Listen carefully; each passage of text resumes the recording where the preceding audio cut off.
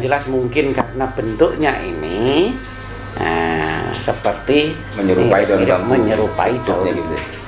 Bambu kan kalau jatuh itu. Kita disebut ron pring. Nih para jim sekalian, jadi seolah-olah dengan bermain-main dengan pusaka ini kita tamasa ke masa silam, kita tamasa ke masa keemasan Majapahit, kita tamasa mengulang waktu. Iya, seolah-olah membalik waktu kita berada di ruang antah berantah di mana Majapahit masih berdiri. Salatullah salamullah ala taha Rasulillah. Salatullah salamullah ala yasin habibillah, ala yasin habibillah. Assalamualaikum warahmatullahi wabarakatuh. Salam sejahtera, salam budaya, rahayu untuk kita semua dan para jim yang ada di rumah. Mudah-mudahan senantiasa di bawah naungan Tuhan, walaupun pandemi masih menghimpit bumi, belum kunjung reda ya. Mudah-mudahan tetap memiliki semangat, kuatkan iman dan imun. Sambil nguri-nguri budaya. Kita tadi menyandungkan apa itu, salat badar ya. Petikan salat badar. Kalau kita ingat salat badar nanti kan bi ahlil badriyah Allah, artinya bertawasul kepada para pahlawan, para mujahid perang badar. Ketika perang di masa Rasul tentu menggunakan senjata, pedang, tombak, dan telah ada di depan kita ini dua senjata, pusaka, tombak kayaknya, dan monggo direview. Itu ya. Dan ini pusaka perang semua ini, badar semua ini. Iya. Maka itu tadi kita mengawalinya dengan bertawasul kepada ahlal badar, dengan harapan mudah-mudahan kita semua mendapat syafaat Rasulullah SAW sambil nguri-nguri budaya. Siap. Jadi sepasang tombak. Oh ya, ini tombak, lagi-lagi kita membahas tombak atau pusaka sepuh milik dari Kiai Sepuh NU yang berada di daerah Bekasi. Nah, beliau Kiai Haji Abdul Razak Sidkan yang juga sesepuh kita di PSNU Pekanbaru. Wah, ini yang lebih panjang dulu, itu tombak apakah gerangan?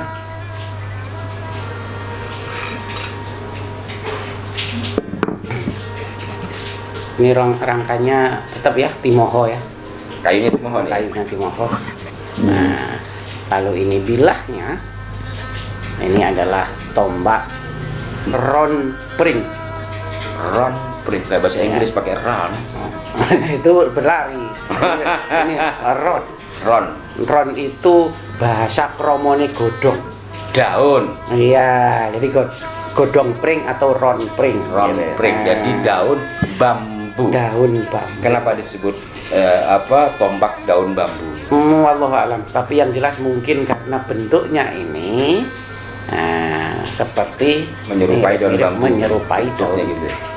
Bambu kan kalau jatuh itu. Kita disebut ron pring. Kalau penggunaannya memang untuk itu ya, senjata ya. Senjata murni tikam. Senjata tikam. Memperjuangkan diri lah, pertahanan diri. Pertahanan diri itu ya. Ron pring.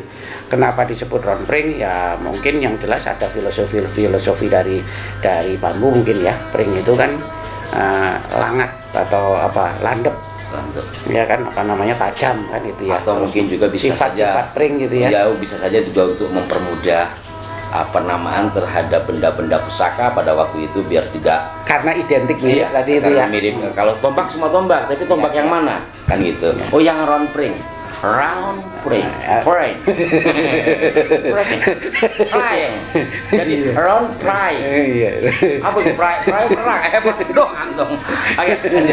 Iya, round pring. Terus kalau mungkin di center kan karena memang juga sudah lumayan kandas karena ya makan usia ya. Mungkin kalau dulu ini putihnya itu terlihat. Wah, memplak kalau kata orang Jawa bilang, terlihat banget gitu meteoriknya. Ya waswutah sepertinya. Oh, anunya ada pamor pamornya waswutah. waswutah. Hanya karena ini sudah mengalami gradasi, mengalami apa namanya? Sehingga terlihat samar. Iya, sehingga terlihat samar. Mengalami pengeroposan atau apa Betul. mungkin. Bisa sebetulnya misalkan diakalin dengan diwarang yang lebih cerah, tapi nanti kesan Sepuhnya hilang. wingitnya hilang, sepuhnya hilang. Biasa saja agak hitam begitu, Betul. tapi masih bisa terbaca kalau itu adalah berpamor waswutah dengan bentuk round-prang. Right. Next. Oh iya. Oke, to be continued. Continue. Around itu kan berjalan. Ah, Ini iya. around. Penting. Aku kemarin ketemu Ron memang berjalan Ron sambil bercanda tapi serius biar dalam kondisi COVID ini kita banyak ceria. Iya. Ya, ceria. Untuk menambah imun. Iya. Enggak. Nah, ini lebih tetap- kecil, lebih Ya. kecil bentuknya. Seperti padi atau pari. Jadi Ron, istilahnya pari. Ron pari. hampir sama juga jadi. Nah, iya kan godong. Nih Ron kayak daun, nah, pari. kayak daun padi. Oh. Nih lihat nih. Nyuplik. Oh, nekluk gitu ya? Hah? Iya. Oh iya gitu. Lancip-lancipnya Lancip, tuh iya. lihat. Nah. Tapi padi zaman dulu, Oh, iya. bukan jenis IR. Padi aku masih kecil dulu, awas tuh ya aku. Dulu padi yang masih 6 bulan itu kan begitu. Iya, Kalau iya. padi sekarang kan enggak. Ini lemu-lemu ya. Iya. Nah, ini ron pari. Pari atau godong pari. Godong pari. Daun padi. Artinya ini adalah pusaka tombak ya jenisnya. Bernama tikam, ya. senjata tikam untuk perang, bernama daun padi gitu Ya. bahasa Indonesianya. Ini ada pamornya juga. Pamornya sepertinya nyana. Nyana. Nyana. Ini pelajaran baru nih, saya belum pernah dengar nyana, apa itu artinya? Bentar ya. Ini ya karena sudah laki-laki udah dimakan usia ya, sobat ya, para Jim ya. Ini pamornya sih menurut saya ada dwi warno ya sebetulnya, antara bilah satu dengan bilah sampingnya sudah berbeda gitu. Karena di sini ini kayaknya pamornya nyana itu tipis-tipis gitu lah. Filosofinya dari kata semana, nyana. Semana.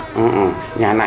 Semana. Nyana itu apa? Hangat bersaudara. Oh, kebersamaan ya. Iya. Nilai Semana. kebersamaan ya. Ibaratnya nilai kebersamaan. Nyana. Gotong royong Gotong kebersamaan royong dalam memenangkan peperangan. Betul. Nah, baliknya itu sepertinya itu ngulit semongko. Ngulit semongko. Apa ngulit itu arti semongko. filosofi dari ngulit semongko?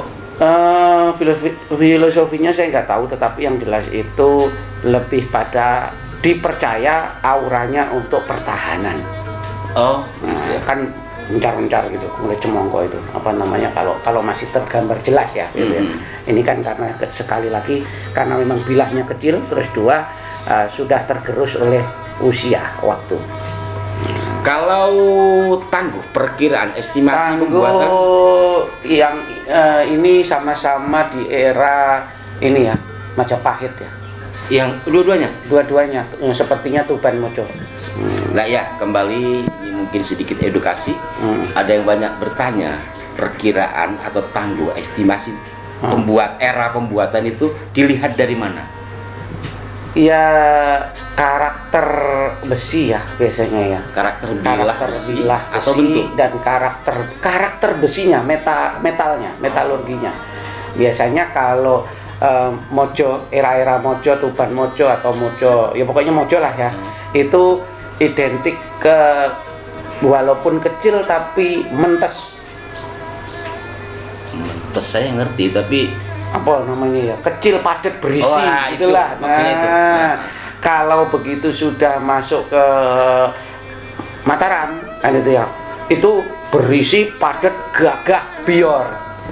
oh ciri khas Gitu. itu menjadi apa semacam apa ya tipologi barangkali. Karena tipologi di era Mataram mungkin kan perkembangan teknologi pembuatan ya, sama selera mungkin juga. Sama selera apa namanya gaya hidup juga sudah mulai inilah ya berbeda kan gitu mungkin ya ke Ya, sana. kalau memang kemungkinan dimungkinkan, kalau bicara sejarah kan kemungkinannya. Kalau ini dimungkinkan benar bahwa ini adalah tinggalan pada masa Majapahit ya, berarti kita bisa melihat masa silam, masa Majapahit bahwa orang-orang tua kita dulu, prajurit mungkin khususnya dalam mempertahankan kerajaannya, di antara senjata yang digunakan adalah berbentuk seperti ini dan itu ya. Betul.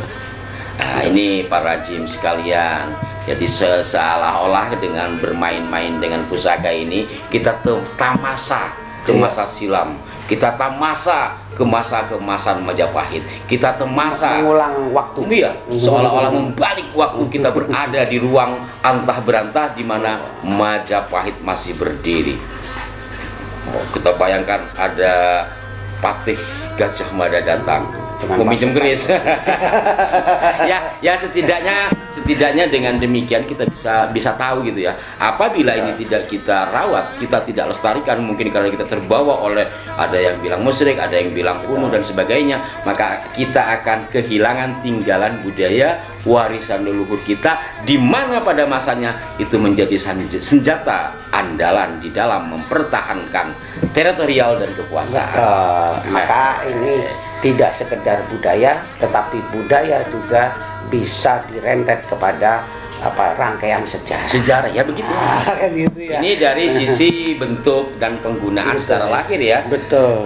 Saya sedikit cerita. Saya punya paman ya di daerah saya, di daerah Bangkalan sana. Dulu ketika saya kecil itu ada balak tahun, orang muda bilang di sini mungkin angin puting beliung itu setiap tahun kan. Itu rumah saya kena, pohon sebelah saya kena rubuh. Rumah paman saya itu beliau keluarkan angin terus hujan, mengambil tombak terus diginiin. Wallahu alam, entah faktor kebetulan, entah karena daya yoni di sininya, itu angin menyeliut sumilah ya pergi gitu loh. Iya.